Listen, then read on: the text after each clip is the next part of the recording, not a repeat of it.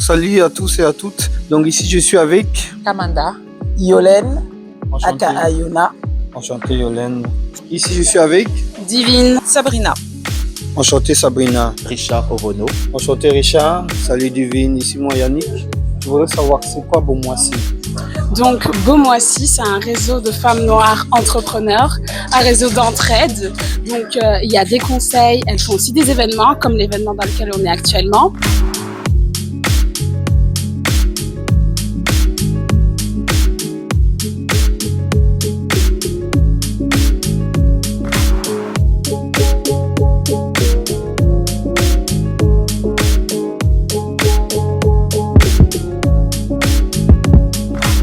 Alors moi c'est Kamanda Milele, donc je suis la coordinatrice du réseau Beaumoissy, dont je suis la fondatrice aussi. J'ai une marque de cosmétiques que je tiens qui s'appelle Yasuki Cosmétiques, et aussi on tient avec le réseau Beaumoissy un magasin qui s'appelle Cocodia, qui est un afro shop, on va dire associatif. Et dis-moi, ça existe depuis quand en fait Beaumoissy?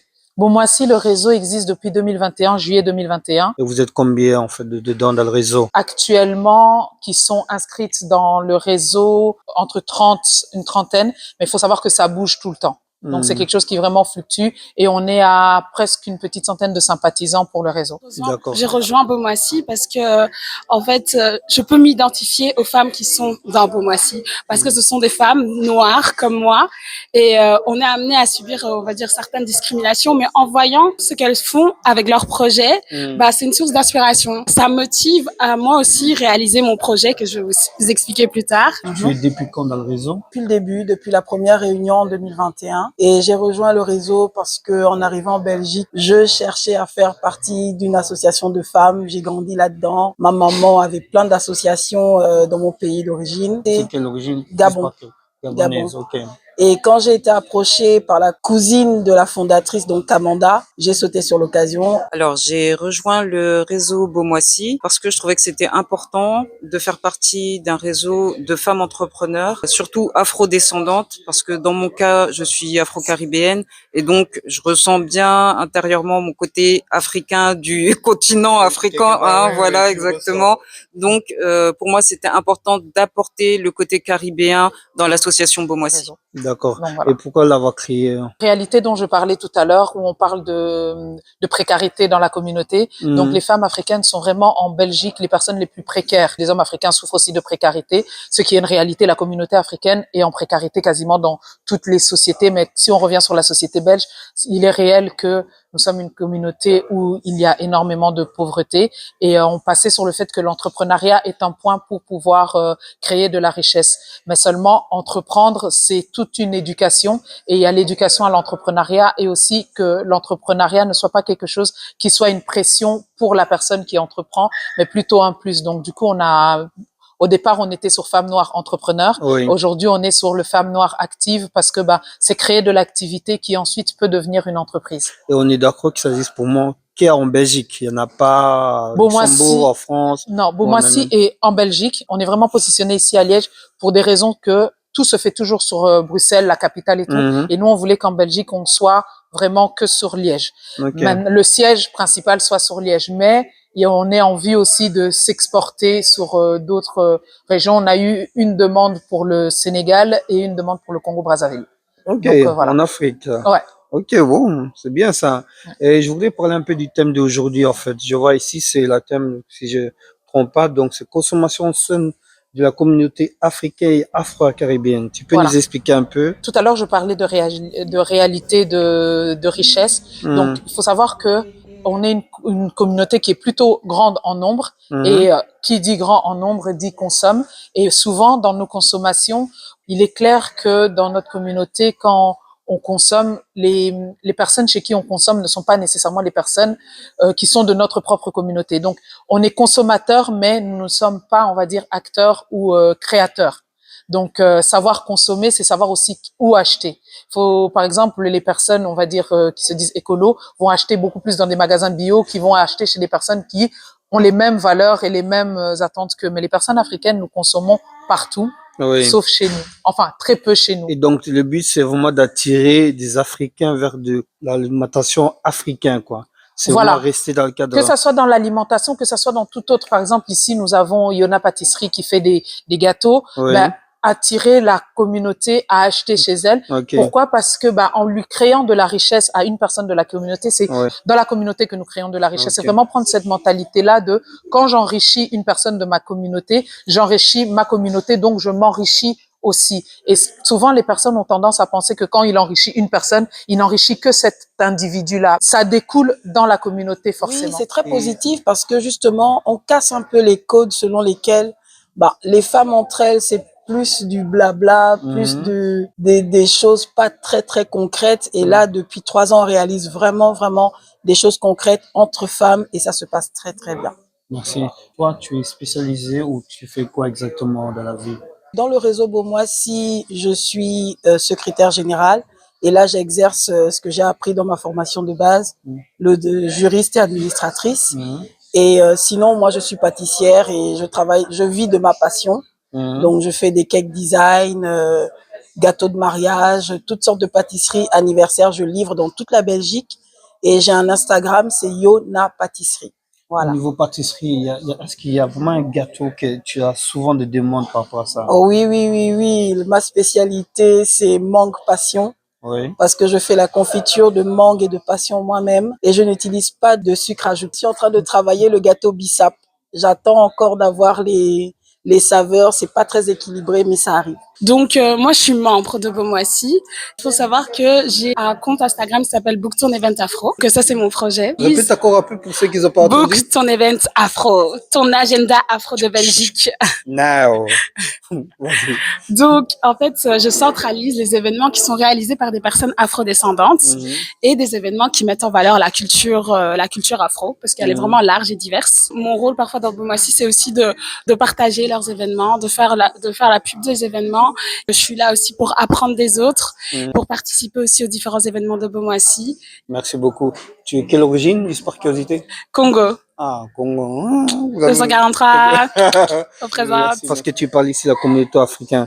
On sait aussi que chez nous, on a vraiment un problème un peu c'est que moi j'appelle un peu les services. Quand je dis service, niveau fiabilité, niveau engagement, quand on commence quelque chose, les gens qui sont justement dans ton réseau à toi, pour moi, si, est-ce qu'ils ont une sorte de garantie que derrière du travail, il y a du engagement, il y a vraiment du sérieux? On est une communauté où il n'y a pas beaucoup d'entreprises. Donc, du coup, il faut s'attendre à ce que les gens débutent. Oui. On va pas s'attendre à ce que quelqu'un qui démarre soit directement excellent. Dans Beaumoissy, on a une charte. Dans cette charte, il y a plusieurs points qui parlent justement du fait de proposer un produit non seulement de qualité. Donc, tout à l'heure, on parlait des produits décapants. Donc, il est interdit dans le réseau d'avoir des personnes qui vendent des produits qui nuisent à la communauté. Donc, du coup, des produits décapants, c'est interdit d'en vendre dans le réseau.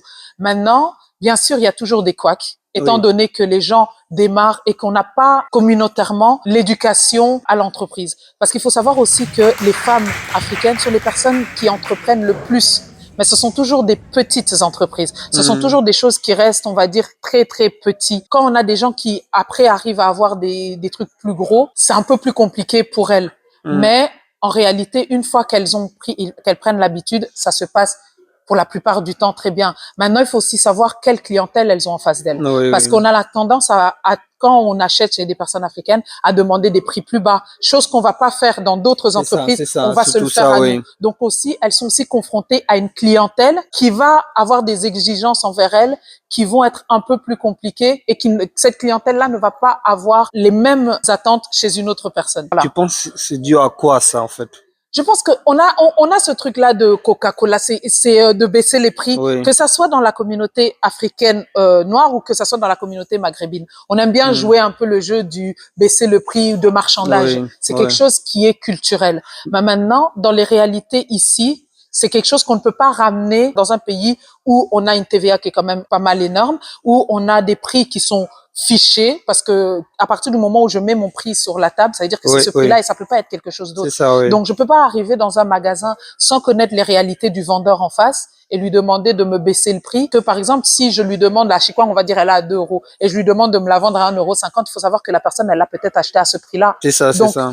Cette réalité-là, on peut pas fonctionner. Il y a un entrepreneur là qui l'a dit tout à l'heure, on peut pas fonctionner de la même façon en Afrique qu'ici. Oui, Et donc, c'est une rééducation oui. à consommer. Et avant maintenant, ce qui doit vraiment arriver aux oreilles des consommateurs, c'est quand vous allez dans un quartier maghrébin, vous allez voir que la clientèle est maghrébine, les personnes derrière la caisse sont maghrébines. Quand vous allez dans un quartier, dans des magasins turcs, la clientèle est turque, les personnes qui vendent sont turques. Quand vous allez dans des quartiers comme Matungé, la clientèle est noire, mais les vendeurs ne le sont pas. C'est ça, Donc, oui. du coup, il faut vraiment se poser cette question-là, c'est où est-ce qu'on consomme et où va notre argent? Donc, moi, le jeu des négociations, j'ai rien contre parce que c'est un jeu. Mais il faut savoir où on peut le faire et où on ne peut pas le faire. Et ça, c'est une éducation à avoir. Il y a des endroits où on négocie et il y a des endroits où on ne négocie pas. Comme tu dis, il y a des endroits où on peut négocier, il y a aussi des endroits où tu ne négocies pas. Parce que même ici en Europe, il y a des endroits où tu peux négocier Oui, des tout prix, à hein. fait, Il y a voilà. des endroits où tu peux, il y a des tables où Je on ne vise discute. personne, hein. Mais Ne voilà. me lancez pas de pierre. Et Donc, justement aussi sur ce truc-là de négocier les prix, ce qui est important, c'est aussi de se dire que quand j'achète chez un frère, je comprends la réalité c'est de ça. marché qu'il vit. Donc du coup, même s'il faut payer un peu plus, tu laisses un petit quelque chose parce qu'on a le pouvoir d'achat. Il faut arrêter de dire qu'on n'a pas. On a du pouvoir d'achat. La communauté noire, bien sûr, tout à l'heure je parlais de précarité. C'est vrai qu'on fait partie des groupes les plus précaires, mais aussi on fait aussi partie des groupes qui consommons le plus. Ouais, Donc c'est à ça. partir du moment où on va regarder où on consomme, et à partir du moment où on va faire attention à comment on va consommer, on aura les moyens de consommer clairement chez nous et de bien consommer chez nous. Alors, moi, je suis traiteur, donc au niveau des plats, je fais tout ce qui est relatif à la Caraïbe. Pas uniquement la Martinique, parce que je suis martiniquaise, mais également la Réunion, Haïti, la Guyane. Donc, on a vraiment une assez large palette de plats. Donc, dire une spécialité, je pourrais pas. Mais dire que la nourriture caribéenne, en effet, c'est la spécialité de Madafusion. Et tu peux nous montrer un peu, je vois ici que tu as déjà préparé certains plats ici. Et un peu expliquer au public, en fait, comme ça, pour ceux qui ne le savent pas, comme moi. Moi, je connais pas du tout niveau cuisine. On va être sur des spécialités sucrées. Donc là, on a le gâteau Robinson qui vient de la Martinique, qui est fait avec un lit de confiture de coco faite maison, attention, et de goyave. À côté, vous avez également une spécialité, cette fois-ci Guadeloupe et Martinique, qui sont les pâtés coco. Donc c'est pareil, c'est un petit feuilleté avec de la confiture de coco dedans. Sinon, vous avez également la spécialité de la Martinique, les acras. Donc, on a les acras de morue et puis on a les acras de légumes. Ce qu'on aime bien faire encore, c'est décliner nos spécialités en plusieurs combinaisons parce qu'on sait qu'il y a beaucoup de végétariens maintenant, de végétaliens également, et donc ça fait toujours plaisir de pouvoir se dire, ben on mange caribéen, mais on reste dans notre façon d'être sans changer, voilà. On aime beaucoup la viande, donc. Voilà. Attention, j'ai déjà rencontré des Africains qui ne mangent pas de viande. Hein. C'est rare, mais voilà. Alors ici, on a le poulet épice cajun. Et puis là, donc tout le monde connaît. Hein, donc c'est les bananes plantains. Nous, on les fait pas frire, on les passe au four. On a deux façons de faire. C'est où on les passe au four, ou en effet, on les fait bouillir et on les met en effet avec les plats salés. Ta clientèle, c'est vraiment que l'Africain ou c'est un peu de tout? Ma clientèle, ça reste aujourd'hui, ça reste les afrodescendants. J'ai beaucoup de Caribéens qui viennent consommer du Madafusion, très peu d'Africains aujourd'hui, et j'en suis très triste parce que j'aimerais pouvoir leur montrer que ce qu'on fait dans les Caraïbes sont très proches de ce qui est fait en Afrique. On cuisine les mêmes légumes, seulement avec des épices différentes, mais on a aussi tellement d'épices similaires que voilà, ça serait dommage de rater ça. Vous étiez à Verviers, si je ne me trompe pas, Oui, on a fait à à Verviers. Bruxelles. Oui. Là, on est à Liège. Est-ce qu'il y a encore d'autres tournées prévues pour la fin de l'année? Peut-être pas sur ce thème-ci. Il y a quelques petites choses qui sont prévues par rapport à ce thème, mais plus en interne avec les entrepreneurs, donc plus en interne avec eux. Peut-être pas sous cette forme d'échange, ou peut-être plus tard, je ne sais pas où est-ce que ça va nous mener. Mais il y aura d'autres tables d'échange sur différents thèmes. Ouais. Est-ce qu'il faut être africain pour rejoindre le réseau Bomoissi? Réseau de femmes noires entrepreneurs. Ben, il faut Tout est être... dans le nom. Pourquoi j'ai dit africain? Je précise bien africain, noir, Non, femmes noires. On n'a pas mis femmes africaines. Donc, Ouais. du coup, on a des Antillais qui sont là. Oui. Et on a de toute personne qui se dit noire et femme. Oui. sont les bienvenus dans Bomoissi. Ok, d'accord. Comme ça, les gens le savent aussi. Voilà. Et ma dernière question, comment on fait pour rejoindre le réseau, en fait? Pour rejoindre le réseau, en fait, il faut nous contacter soit par mail, soit par tous les moyens possibles. Donc, on a les mails, on a le WhatsApp, on a le téléphone, magasin, vu qu'on a un magasin, on a l'Instagram. Donc, en fait, on peut nous joindre sur plein de points. Et il y a des conditions pour rentrer ou des critères, ça demande. Pour les adhérents entrepreneurs, parce qu'il y a plusieurs types d'adhérents. Donc, pour les adhérents entrepreneurs, il faut avoir une entreprise ou envie d'avoir une entreprise. Ou bien, c'est nous contacter et ensuite, c'est présenter le projet. Si nous, on voit que le projet, il est porteur. Du coup, il y a une fois par an, on a les réunions Bomoissi. Et c'est les présentations officielles. Et du coup, vous recevez la charte de Bomoissi. Donc, c'est le règlement d'intérieur de Bomoissi. Si le règlement vous convient, on continue, on signe le contrat et vous êtes adhérent pour une année. J'ai rejoint Bomoissi en tant que partenaire. Déjà, l'idée de réseau en tant qu'entrepreneur africain, c'est une idée qui me plaît beaucoup. Et faut savoir que Bomoissi, j'ai designé un petit peu leur identité visuelle, donc on se connaît. J'ai appris à connaître aussi le projet et ça m'a plu, cet engagement que ces deux femmes ont. Donc du coup, j'ai rejoint naturellement. C'est la première fois que j'interviens, mais je connais je connais le projet depuis 2-3 ans déjà. Ok, d'accord. Et toi, ta spécialité à toi, hein, c'est quoi exactement?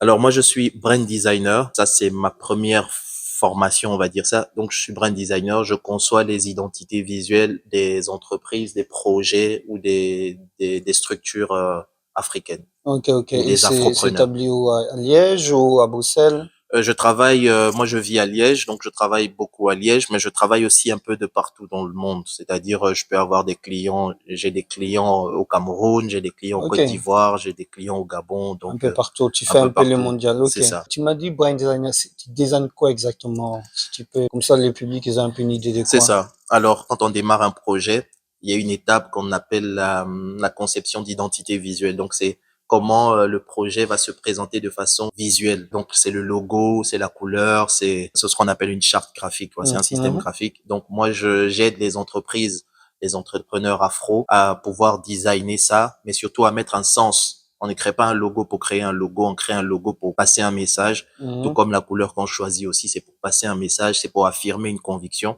Donc moi, je suis là pour conseiller, concevoir aussi cette identité visuelle là pour les afropreneurs. Ok, merci. Ben, écoute, merci à toi. Merci à vous. Voilà. Pour ceux qui en ont besoin. On a Richard un frère Orono, ici. Aerographie Studio, c'est Instagram. Merci. Voilà. Merci à toi, frère. Merci à vous. Merci beaucoup. Merci à toi. Merci à vous. Merci. Merci à toi. Oui. Merci à vous. Et à bientôt. Voilà.